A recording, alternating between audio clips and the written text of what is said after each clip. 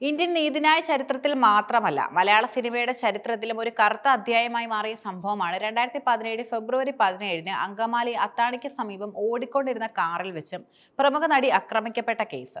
ലൈംഗിക അതിക്രമത്തിന് കൊട്ടേഷൻ നൽകിയെന്ന അത്യപൂർവമായ ആരോപണം ഉയർന്ന ഈ കേസ് അധികാരവും സ്വാധീനമുള്ള വ്യക്തികൾ നിയമത്തിന് അധീനരല്ല എന്ന് തെളിയിച്ചുകൊണ്ട് നീണ്ട 8 വർഷത്തെ നിയമ പോരാട്ടത്തിന് ശേഷം ഡിസംബർ 8-ന് അന്തിമവിധി പ്രഖ്യാപനത്തിലേക്ക് എത്തുകയാണ്.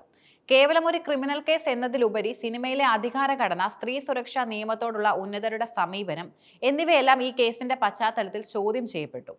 അതിജീവിതയുടെ നിശ്ചയദാർഢ്യം, സിനിമാ ലോകത്തെ പിളർപ്പുകൾ, രാഷ്ട്രീയ ഇടപെടലുകൾ, തുടർന്ന് നടന്ന വധഗൂഢാലോചന കേസ്, മെമ്മറി കാർഡ് വിവാദം തുടങ്ങിയ നിരവധി ഘട്ടങ്ങളിലൂടെയാണ് കേസ് കടന്നുപോയത്. 2017 ഫെബ്രുവരി 17-ന് രാത്രിയാണ് കേസിന് ആസ്പദമായ സംഭവം നടക്കുന്നത്. ഷൂട്ടിംഗ് കഴിഞ്ഞ് തൃശൂരിൽ നിന്ന് എറണാകുളത്തേക്കുള്ള യാത്രക്കിടെ അങ്കമാലി അത്താണിക്ക് സമീപം വെച്ച് നടിയുടെ വാഹനം തടഞ്ഞ് അതിക്രമിച്ചു കയറിയ ക്രിമിനൽ സംഘം താരത്തെ ഉപദ്രവിക്കുകയും അതിന്റെ അപകീർത്തികരമായ ദൃശ്യങ്ങൾ മൊബൈൽ ഫോണിൽ പകർത്തി ഭീഷണിപ്പെടുത്തുകയും ചെയ്തു. ആക്രമണത്തിന് ശേഷം നടി നേരിട്ട് സംവിധായകനും നടനുമായ ലാലിന്റെ വീട്ടിലെത്തി വിവരം അറിയിച്ചതോടെയാണ് സംഭവം പുറം ലോകം അറിഞ്ഞത്.